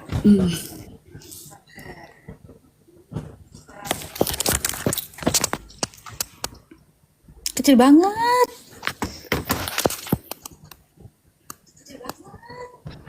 Maka Bisa ia di zoom, pun bisa di zoom, maka bisa. ia ini kan, maka ia pun melemparkan uang perak itu ke dalam bait suci, lalu pergi dari situ dan menggantung diri. Siapa itu? Paulus kan? Yudas. Nah, coba baca keterangannya di bawah. Judas bunuh diri. Catatan full paling bawah, ke bawah, Duluan ke bunuh bawah. diri Lagi Judas. ke bawah. Itu baca. Gimana Baca sih, Bang itu. Juma? Oh, ini nih. Catatannya siapa? Baca. Matius mengatakan bahwa Yesus menggantung diri. Kisah para Kok Rasul Yesus? 1 Matius. Jelas itu menggantung diri Matius. Judas. Matius mengatakan bahwa Yudas Gimana menggantung sih? diri. Mencatat bahwa ia tewas karena jatuh. Barangkali yang dilakukan Yudas adalah menjatuhkan diri ke atas sebuah tongkat yang telah diruncingkan. Mati dengan menggantung pada masa itu hanya dilakukan dengan cara disalibkan atau disulapkan. Mati pada saat itu Hanya dilakukan dengan cara disalibkan. disalibkan. Berarti yang disalibkan siapa? Yudas. Yesus, Judas bunuh diri loh Bang Juma. Judas. Bang Juma ini. Itu catatan full dari penulis Matius 27 nomor Judas 5. sehabis menyerahkan Yesus, lalu dia bunuh diri. Duluannya bunuh diri dia, baru Yesus disalib. Bunuh diri pada masa Gimana sih? itu menurut catatan kakinya hanya dilakukan dengan cara disalibkan. Itu diterangkan di situ. Coba dibesarkan lagi kukunya. Nah itu. Nah, disalibkan Yudasnya.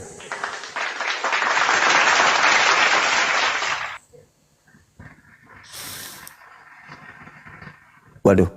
Iya, itu kan pendapat di luar. Sekarang yang terbukti nyata dalilnya, mana ada Judas disalib? Lah itu catatannya jelas itu, Bu. Itu kan catatan bukan pendapat-pendapat catatan kami, Bu. orang lain.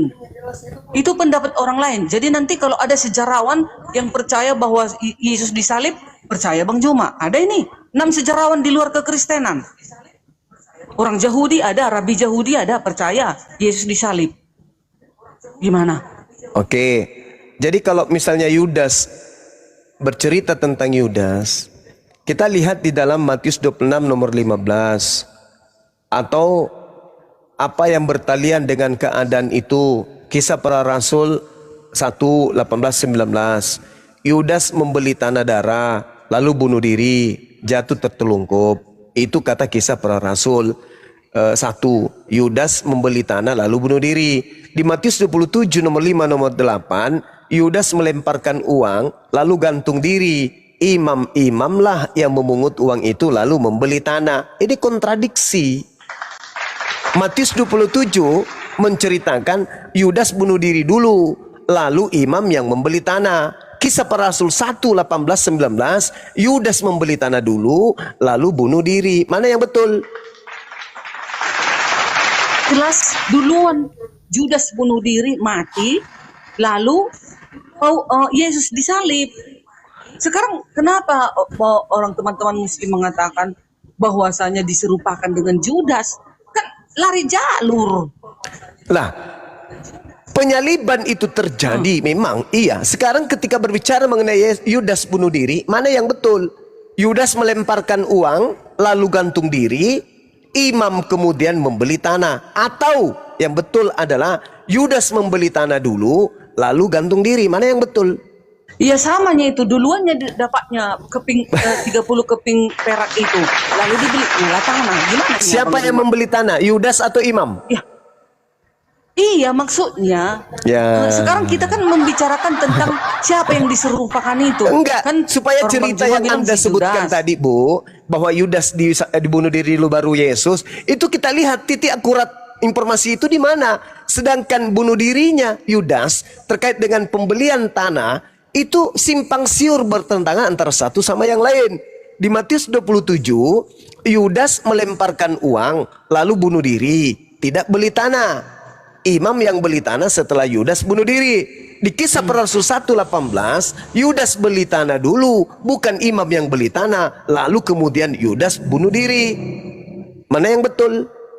Iya, sekarang Iya, kita apa? ini dengar Bang Juma. Tadi kata Judas, yang mana nanti yang kucium itulah tangkap. Ya, kalau sudah ditangkap mana bisa lagi diserupakan Bang Juma? Dengar dulu ini. Tunggu Tadi ya, kan ada Matius 26. tragedi, mereka Iya, jatuh, tunggu. mereka mundur dan jatuh ke tanah. Dengar Itu Bang Juma. tragedi itu. Tunggu, ulangi dulu. Matius 26 ayat 48. Orang yang menyerahkan dia telah memberitahukan tanda ini kepada mereka orang yang akan kucium. Itulah dia, tangkaplah dia, kata Judas kan, ayat 49. Dan segera ia maju mendapat Yesus dan berkata, salam Rabi, lalu mencium Yesus. Oh, Dicium tidak pada semudah saat itu. Lalu Tidak ditangkaplah semudah itu. Yesus. Yang mana yang betul kisahnya di dalam Yohanes 18. Ketika mereka datang, siapa yang engkau cari? Yesus dari Nazaret. Mereka mundur dan jatuh, berjatuhan. Nah, kenapa jatuh? Hanya gara-gara mengatakan, akulah dia. Kenapa Karena berjatuhan? kuasa dia. Karena Nah, kuasa Yesus lalu Bang Juma.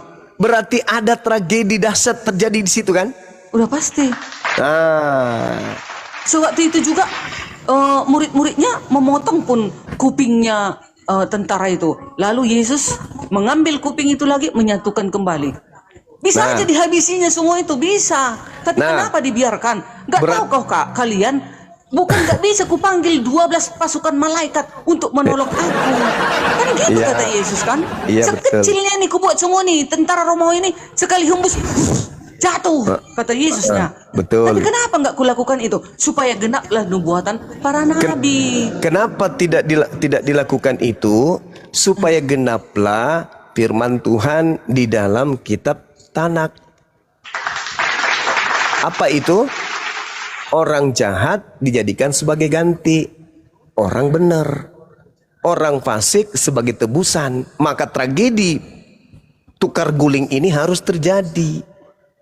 Maka apa yang ibu ceritakan tadi itu, potong kuping, berjatuhan dan seterusnya, itu adalah tragedi proses penggantian orang fasik menduduki jabatan sebagai tersangka di atas salib. Orang benarnya dibebaskan. Coba Anda lihat penangkapan. Murid-murid Yesus ke-11 melarikan diri. Berarti tinggal ada Yudas dan Yesus. Ketika Yesus ditangkap, siapa pemuda yang menggunakan kain lenan? Udah, pemuda itu bukan Yesus. Lah, Banyak orang di situ berpakaian lena. mana dalilnya? Pemuda itu. Karena Dalil. ketakutannya dia lari dia Mana- dengan telanjang. Mana Bukan Yesus yang telanjang. Mana lari dalilnya itu, Bang. ada orang lain selain Yesus menggunakan kain lenan? Ya, enggaklah ditulis di cara aja. Tapi zaman dahulu kan orang kan berpakaian lenan. Gimana sih?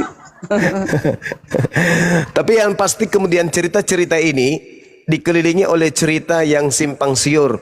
Matius 27 nomor 58, Yudas melemparkan uang itu lalu gantung diri. Imam-imam kemudian memungut uang tersebut, lalu imam-imam membeli tanah. 1. Kisah Para Rasul 1 18-19, Yudas membeli tanah, bukan imam, lalu bunuh diri. Mana yang betul? Bang Yudas Juma, kayak Bang Juma, Iya. dengar Iya. ya. Ini Iya, ada dalil Matius 27 ayat 31. Sesudah mengolok-olok dia, mereka menanggalkan jubah itu daripadanya dan mengenakan pakaian-pakaiannya. Bayangkan Bang Juma, masih sempat dibuka pakaian seluruhnya, kan ditinggalkan untuk pembalut yang di bawah, kan gitu, kepadanya. Kemudian mereka membawa dia keluar untuk disalibkan. Ada dalilnya. Terus kemudian lagi nih, Matius 27 ayat 32. Ketika mereka berjalan keluar kota, mereka berjumpa dengan seorang dari Kirene yang bernama Simon. Orang itu mereka paksa untuk memikul salib Yesus. Ayat 35-nya, sesudah menyalibkan Yesus, mereka membagi-bagikan pakaiannya dengan membuang undi. Nah, itu dia. Terus 38, bersama dengan dia disalibkan. Nah, itu bersama dengan dia ini Yesus yang disalibkan. 2 orang penyamun, seorang di sebelah kanan dan seorang di sebelah kirinya. Ayat 40. Mereka berkata, hai engkau yang mau merubuhkan bait suci dan mau membangunkan kembali dalam 3 hari. Selamatkanlah dirimu jikalau engkau anak Allah. Turunlah dari salib itu. Kan gitu seru-seruan orang pada saat itu, mengejek-ngejek Yesus. Ada dalilnya Bang Juma. Bukan kayak Bang Juma, Yesus diserupakan.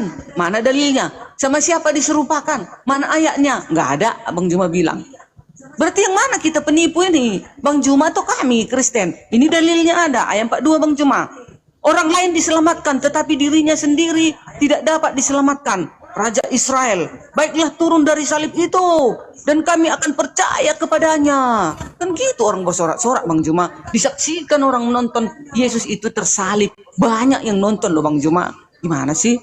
Bertobat Bang Juma. Aduh, Yesus mau datang. Kalau Yesus baru mau datang, berarti yang datang kepada Paulus bukan Yesus. Jadi gini, izinkan saya sejenak ya sebelum saya pamit ibadah. Yudas berkhianat.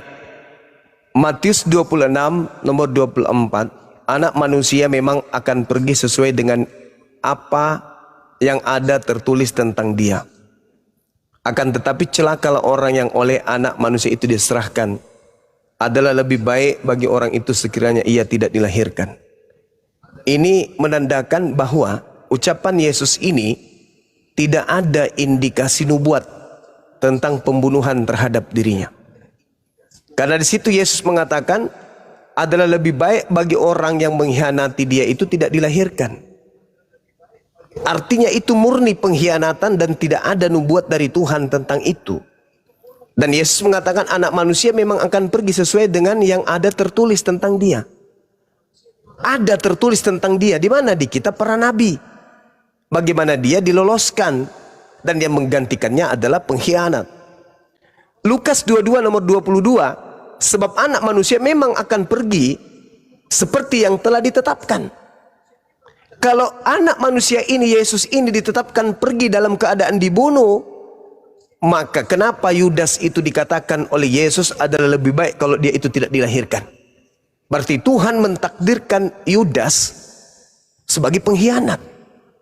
Ini ketidakadilan ini. Tetapi kalau Yudas benar-benar murni karena iblis, itu baru adil. Sebab anak manusia memang akan pergi seperti yang telah ditetapkan. Akan tetapi celakalah orang yang olehnya ia diserahkan. Wah, jahat sekali kalau Tuhan sudah menubuatkan Yudas celaka. Yesus pun berkata misalnya di dalam Markus 14 nomor 21, terkutuklah, celakalah dia yang mengkhianati aku. Loh, bukankah penyaliban itu adalah rencanamu? Kenapa kau mengutuk Yudas?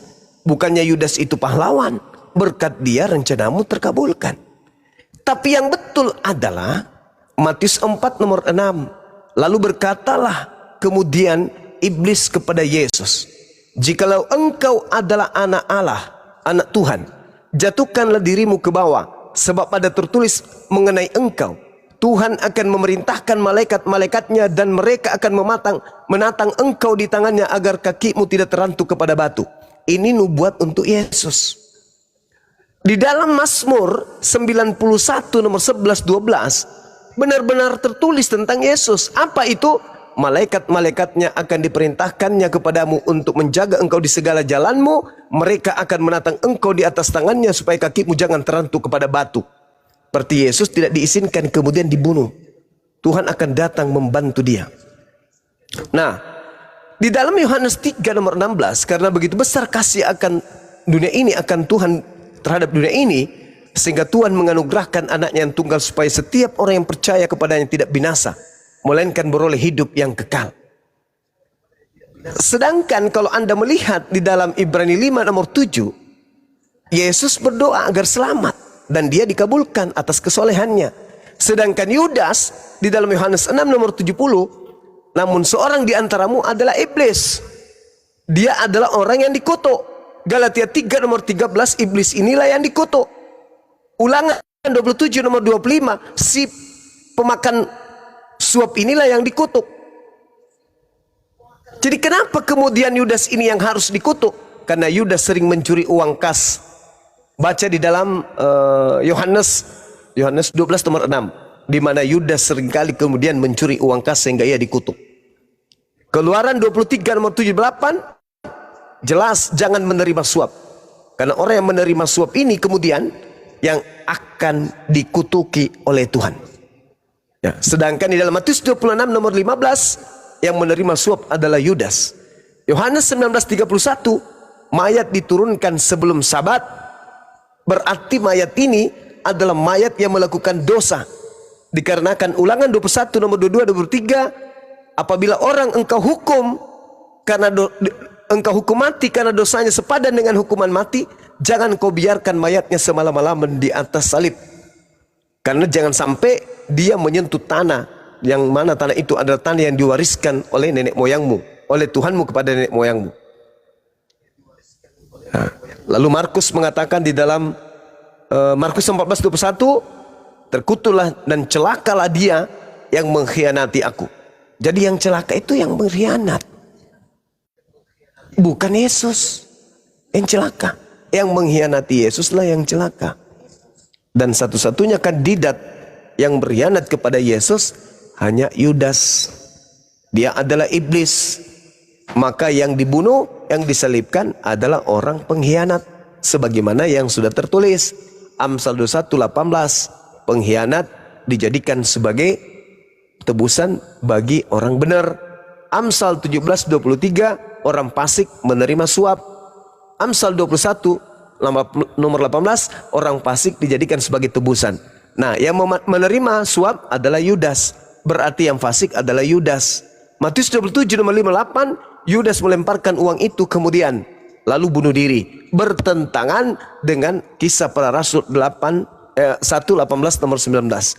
Artinya bahwa apapun alasan yang dibangun saudara-saudara Kristen hari ini, yang jelas Yesus bukan pengkhianat, Yesus bukan pemakan suap, Yesus bukan orang yang kemudian menginginkan ketenaran duniawi. Yesus adalah orang benar, Yesus adalah orang yang jujur. Maka yang disalibkan bukanlah Yesus, karena iblis tidak kemudian berkuasa sedikit pun terhadap Yesus.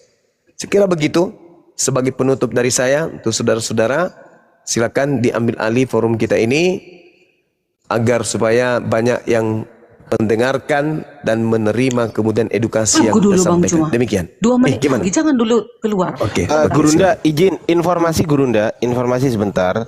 Budar ini sudah pernah mengakui Tuhannya 3, Gurunda. 3 Tuhan. Lanjut. Yang dipaksakannya aku dipaksa. Oke. Nah, tadi kan aku udah banyak loh Bang Juma membawakan dalil bahwasanya Yesus disalib. Banyak kali ayatnya, di Matius juga banyak disalib. Di dalam inilah Injil tadi, Matius, Lukas. Nah, ini lagi juga prajurit-prajurit mengolok-olok dia. Mereka mengujurkan anggur asam kepadanya. Ada TKP-nya. Jelas-jelas kejadian itu, peristiwa itu ada. Ini Bang Juma dari tadi hanya mengklaim aja diserupakan sama dengan surat An-Nisa ayat 157 kan berbunyi.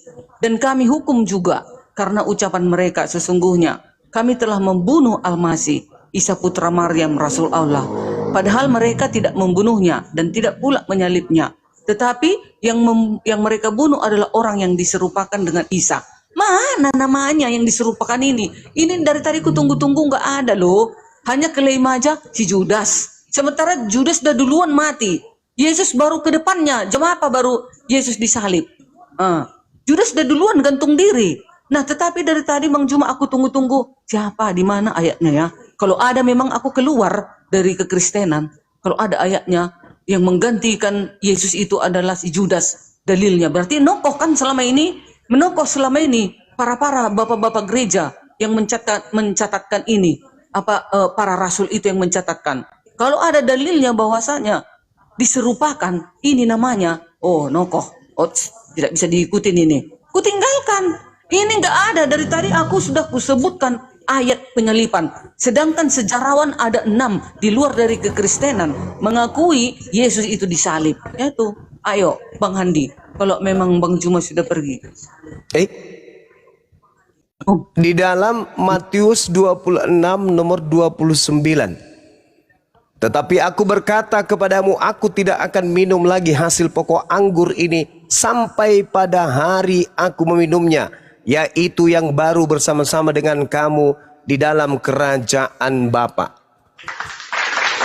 Itu kata Yesus. Yohanes 19 nomor 30, setelah dia minum anggur asam, maka dia menyerahkan nyawanya, maka matilah dia. Itu siapa itu, Bu? Tadi dia berkata, aku tidak akan minum anggur lagi sebelum nanti di kerajaan surga. Tapi kok ada yang minum anggur di atas salib? Itu lagi kan? Salah lagi Bang Juma.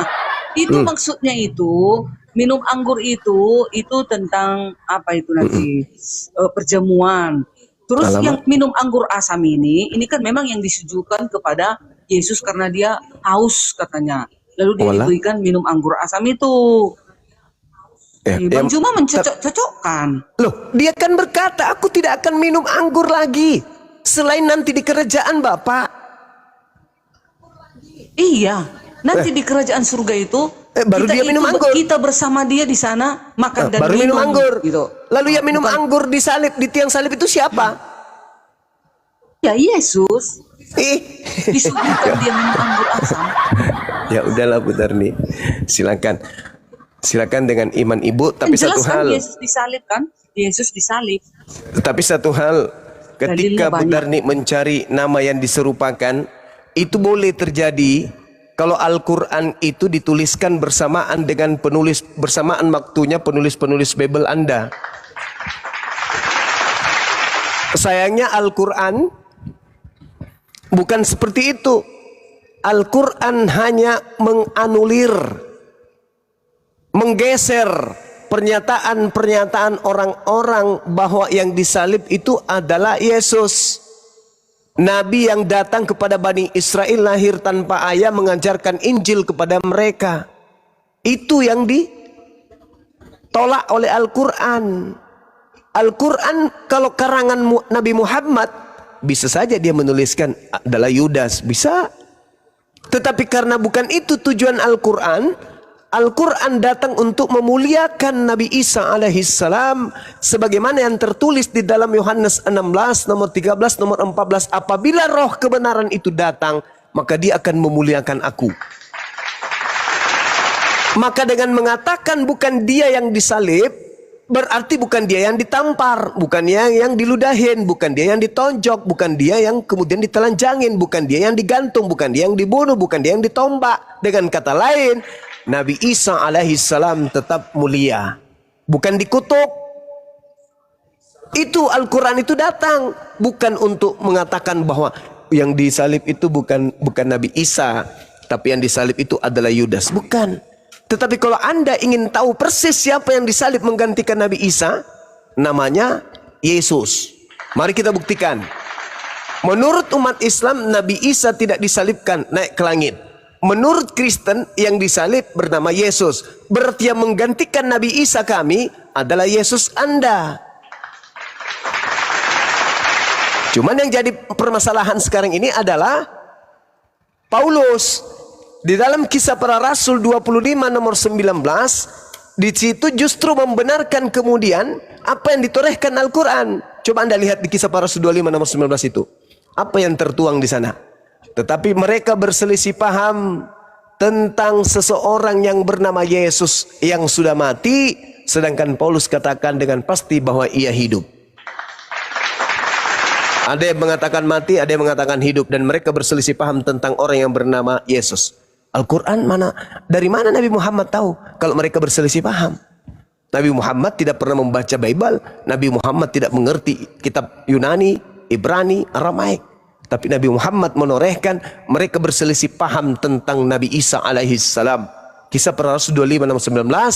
Di situ mereka berselisih paham tentang seseorang yang bernama Yesus yang sudah mati. Namun Paulus berkata, Yesus itu masih hidup. Bertentangan.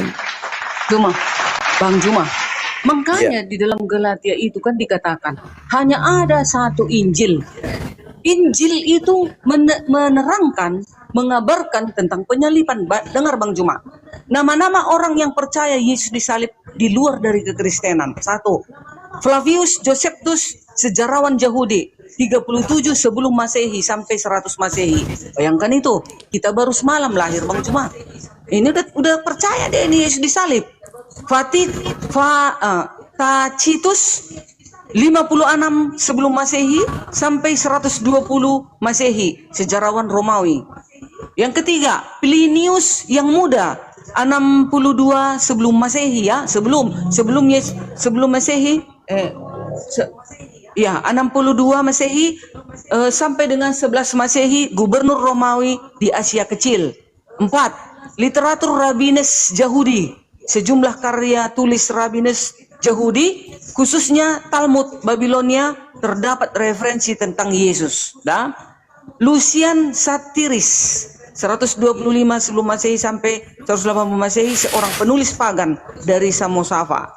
Celtus filsuf abad kedua, seorang filsuf Yunani.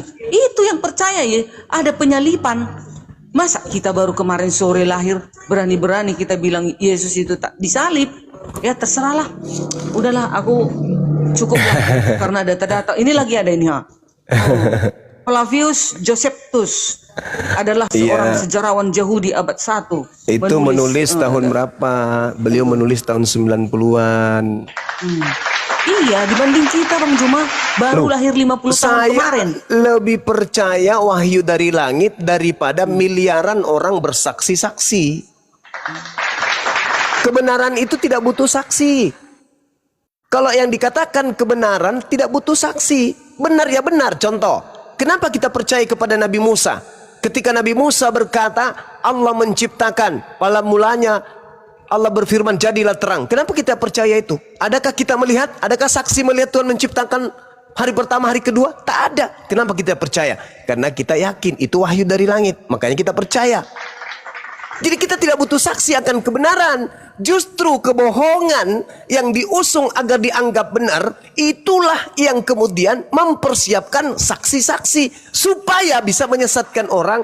Maka kesaksian-kesaksian palsu harus banyak.